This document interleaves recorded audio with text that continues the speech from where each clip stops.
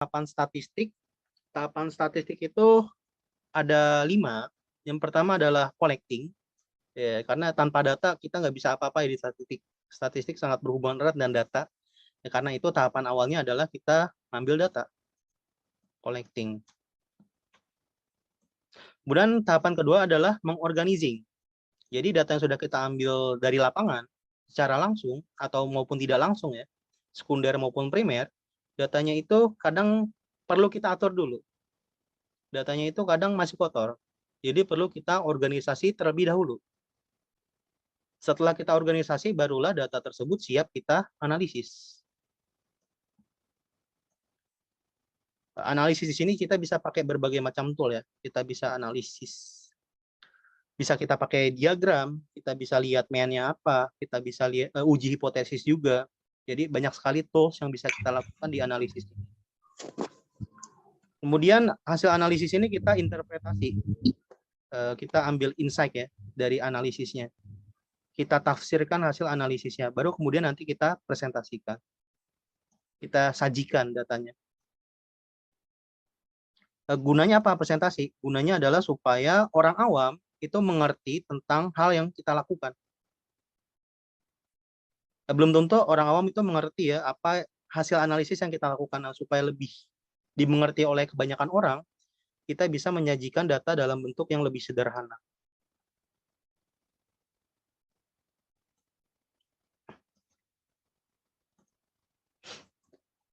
Lalu statistik ini dibagi menjadi 2. Statistika, ada statistik deskriptif, kemudian ada statistik inferensial. Mungkin kita bahas dulu dari yang deskriptif. Deskriptif ini apa sih? Deskriptif ini bisa kita bilang kita punya data. Ya, kita mau mendeskripsikan data kita. Kita mau lihat data kita nih, kira-kira informasi yang ada di data kita nih apa aja sih?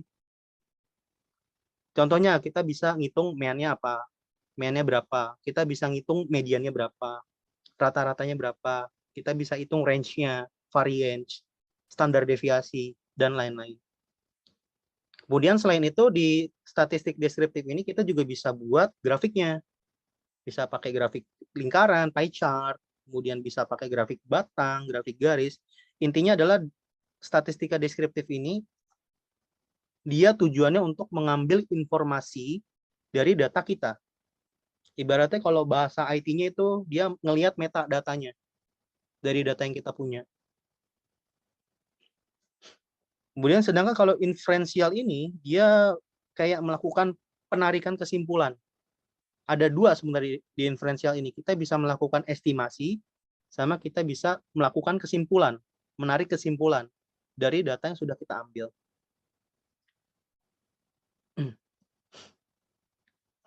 Nah, ini contoh gampangnya bisa dilihat di gambar ini. Jadi, misalkan kita punya data populasi ya.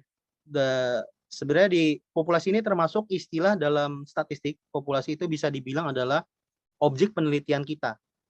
Keseluruhan objek penelitian kita. Misalkan kita mau meneliti penduduk Indonesia, ya berarti populasinya adalah 270 juta penduduk Indonesia. Kalau kita mau meneliti keadaan kelas kita saat ini, keadaan Zoom saat ini ya, berarti populasi kita tuh ada 20 orang. Itu untuk populasi. Biasanya kalau kita punya banyak waktu dan punya banyak uang, punya banyak biaya, punya banyak duit, kita bisa ambil data populasi. Tapi nggak semua orang itu punya waktu yang cukup dan punya uang yang cukup untuk ngambil data populasi. Nah, solusinya adalah kita bisa pakai sampling. Jadi kita hanya mengambil sebagian data dari populasi. Kita sampel.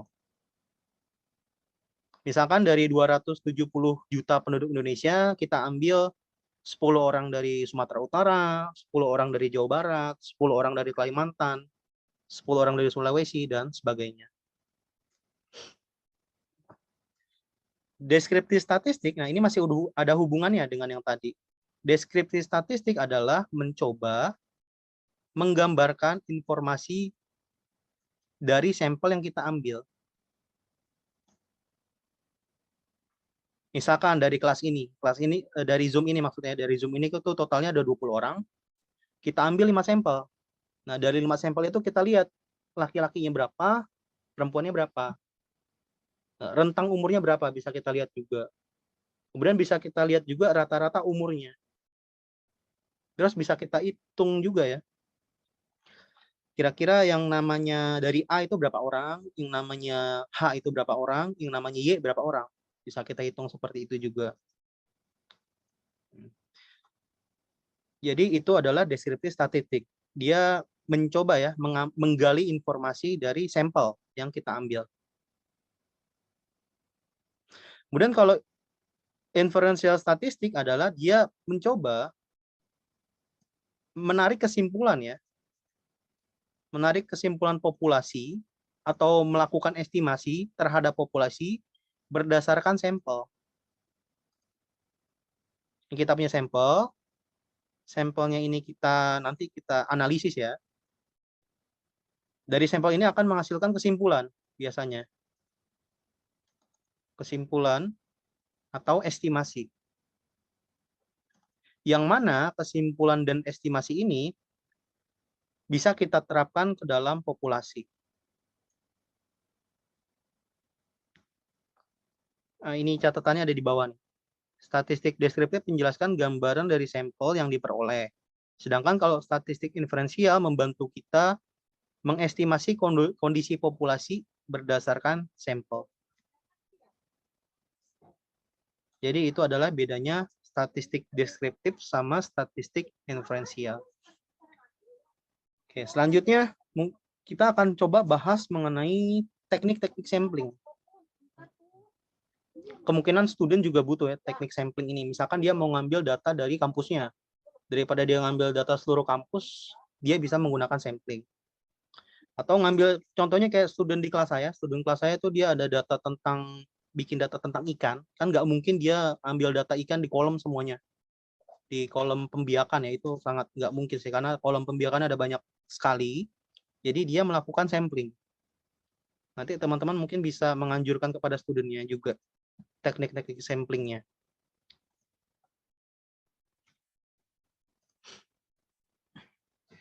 Teknik sampling yang ada dua sebenarnya, teknik sampling probability sampling dan juga non-probability sampling. Jadi ada dua jenis teknik sampling, probability dan non-probability. Probability ini bisa kita bilang dia kayak random sampling gitu.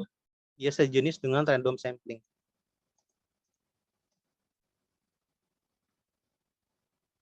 Di mana tiap elemen populasi ya, tiap elemen populasi itu memiliki peluang yang sama untuk diambil sebagai sampel. Karena dia itu random. Tiap orang ibaratnya, tiap orang yang menjadi populasi itu memiliki kesempatan yang sama untuk jadi sampel. Sedangkan kalau non probability sampling ini bisa kita bilang sebagai custom sih. Custom sampling. Custom sampling ya. Sampling yang bisa kita atur supaya sampelnya nanti sesuai dengan yang kita harapkan atau sesuai dengan penelitian kita. Contoh probability sampling itu yang pertama random sampling ya. Random sampling ini berarti kan kita punya contohnya di sini ada 15 orang. Dari 15 orang ini kita ambil 5 secara acak. Itu random sampling. Kemudian ada stratified random sampling. Stratified random sampling itu jadi kan misalkan ya contohnya di Zoom ini deh. Di Zoom ini tuh misalkan ada 20 orang. 20 orang ada 3 ya. Wanitanya ada 3, laki-lakinya tuh ada 17. Kalau kita coba pakai random sampling, kemungkinan wanitanya ada 3 wanita itu yang jumlahnya kebanting ya. Kemungkinan mereka nggak akan keambil untuk sampel. Karena kan kebanting sama prianya ya. Prianya itu ada 17. Jadi kemungkinan besar yang jadi sampel itu prianya. Misalkan dari 20 orang di sini ya. 20 orang di sini kita ambil 3 orang untuk sampel. Contoh. Nah, ketika kita ambil 3 orang ini, kemungkinan besar nih yang jadi sampelnya laki-laki semua nih. karena wanitanya dikit banget. Peluang mereka keambil jadi sampel itu sedikit. Nah, supaya wanitanya itu memiliki peluang yang sama untuk jadi sampel, kita bisa pakai stratum, stratified random sampling. Jadi nanti kita kelompokkan dulu laki-laki, stratum misalkan stratum 1 ini laki-laki, stratum 2 ini perempuan. Nah, laki-laki nanti kita ambil random. Kemudian nanti perempuan juga kita ambil random beberapa. Itu adalah stratified random sampling. Iya betul coach. Kita bisa pakai salah satu namanya rumus Sofin.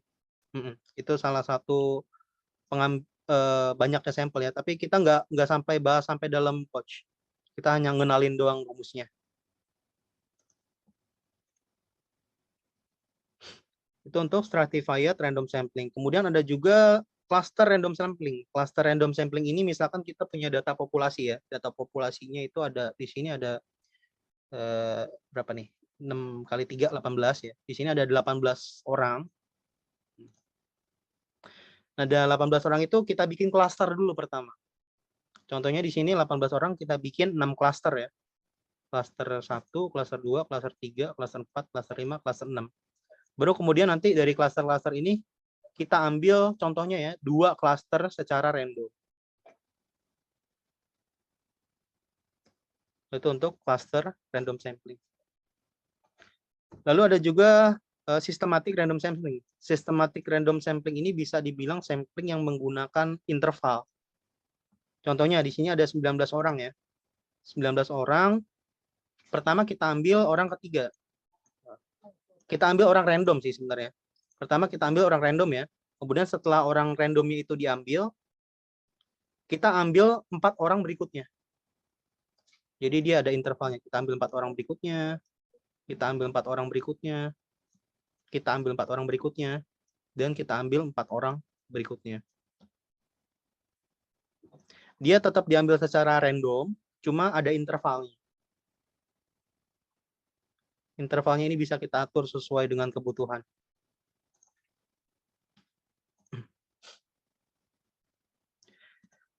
Itu untuk contohnya, itu teknik ya, teknik untuk probability sampling. Ada simple random sampling, kemudian ada stratified, ada cluster, dan ada systematic random sampling. Selanjutnya kita akan coba bahas beberapa teknik non-probability sampling. Yang pertama adalah kuota sampling.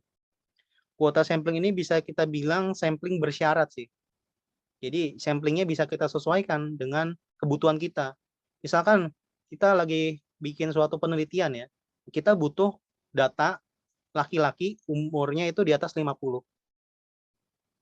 Jadi nanti dari populasi, dia bakal ngambil yang jenis kelamin laki-laki dan umurnya itu di atas 50 tahun. Ya, bisa kita bilang adalah sampling bersyarat juga. Kita bisa menentukan syarat sampel yang mau kita ambil.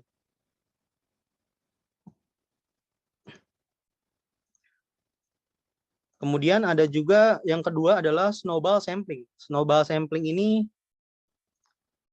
dia akan berkaitan. Misalkan ini kita ambil ya satu orang. Satu orang ini dia akan berkaitan dengan orang lain. Jadi sampling berikutnya itu, kalau di snowball sampling, sampling berikutnya itu ditentukan oleh sampling sebelumnya. Sampling berikutnya ditentukan oleh sampling sebelumnya. Sampling berikutnya ditentukan oleh sampling sebelumnya. Contohnya, contoh yang paling gampang adalah kalau kita mau tracking COVID ya, tracking COVID. Misalkan ini saya lagi COVID, pandemi masih ada ya, anggap aja pandemi masih ada. Ya, ini saya pernah kontak sama, misalkan sama Coach Hasri. Kemudian pernah kontak juga sama Mbak Rahma, Coach Rahma. Nanti di tracking lagi, Coach Hasri pernah kontak sama siapa aja. Nah, Coach Rahma nanti juga bakal di tracking, pernah kontak sama siapa aja. Nanti mereka-mereka ini juga bakal di tracking, pernah kontak sama siapa aja. Jadi makin lama samplingnya makin besar. Itulah kenapa disebut sebagai snowball ya. Snowball itu kan berarti bola salju yang turun dari bukit. Awalnya kecil, lama-lama besar.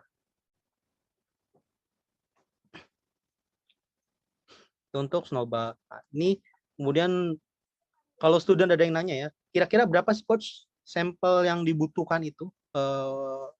Misalkan kita bikin penelitian ya, kira-kira sampel yang kita ambil tuh jumlahnya berapa sih yang cocok?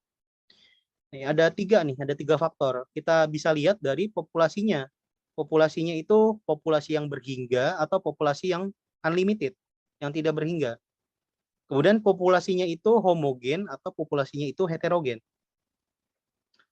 Contoh contoh populasi yang tidak berhingga itu contohnya itu kayak jumlah pasir di pantai. Jumlah pasir di pantai itu bisa dibilang populasi yang tidak terhingga. Dia masuk ke dalam populasi yang tidak terhingga. Kemudian contoh lainnya adalah contoh bintang di langit. Contoh bintang di langit itu juga termasuk populasi yang tidak berhingga. Lalu contoh lainnya adalah contoh jumlah ikan di laut. Itu termasuk populasi tidak berhingga. Misalkan datanya itu tidak terhingga populasinya, kemudian heterogen, banyak ya, variasinya banyak. Berarti kita butuh sampel yang lebih banyak. Kita butuh banyak sampel. Itu untuk yang pertama, faktor pertama. Faktor kedua adalah faktor domain. Jadi dia juga bisa termasuk ke dalam domain knowledge juga sih. Kasus di dalam suatu domain knowledge. Contohnya ya, misalkan di dalam kasus kesehatan. Kita mau ngambil, misalkan kita melakukan penelitian, tapi kita mau ngambil data orang yang mengidap penyakit yang sangat langka. Datanya itu otomatis sangat sedikit kan. Nah, jadi mungkin datanya 5-10 orang aja udah cukup. Kecuali kalau kasusnya itu di bisnis ya. Bisnis, misalkan kita lagi jual makanan. Itu kan kemungkinan besarnya kan konsumen kita banyak ya tersebar. Jadi kita butuh data yang lebih banyak pula. Faktor kedua adalah faktor tergantung domainnya apa atau bidangnya apa. Yang ketiga adalah metode atau analisis model yang digunakan. Algoritmanya ya, lebih tepatnya ke algoritma. Kita pakai machine learning biasa atau kita pakai deep learning. Kalau kita pakai machine learning, kita bisa data yang tidak terlalu banyak. Contohnya itu bisa ratusan ribuan ya.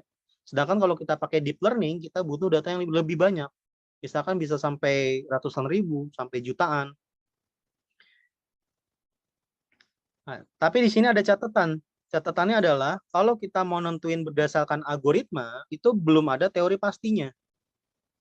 Ini nggak ada teori pastinya. Minimal sampel yang harus kita ambil itu berapa.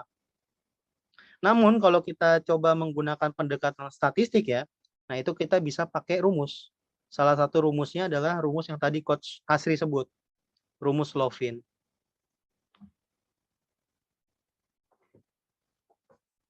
Oh iya betul ya. Betul, sorry. Terima kasih Coach Jali. Saya belum absen. Bentar ya, absen dulu. Aduh. Lupa absen dong. Nah ini sebagai catatan informasi tambahan ya, nanti teman-teman yang coach yang baru bergabung nanti bakal dapat aplikasi Zoho, contohnya kayak gini. Nah nanti harus absen dari sini. Absennya itu jam 9 masuk, keluarnya jam 6. Kalau lupa absen kayak saya, biasanya harus buat regularization. Terima kasih Coach Jali untuk pengingatnya. Oke, bentar ya teman-teman.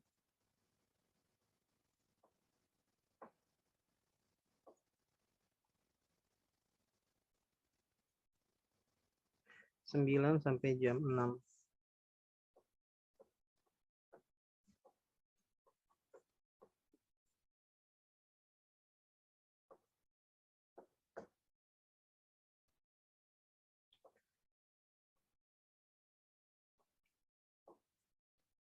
TOT.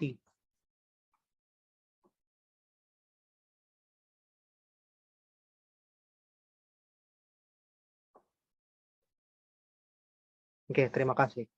Kita lanjut ya. Ini beberapa rumus yang bisa dipakai ya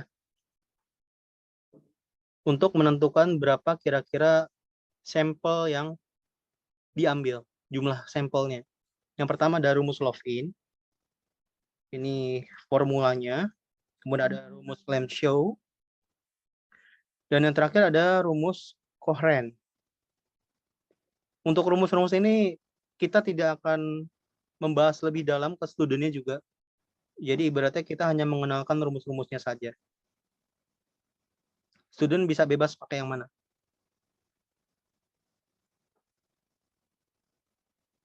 Itu untuk sesi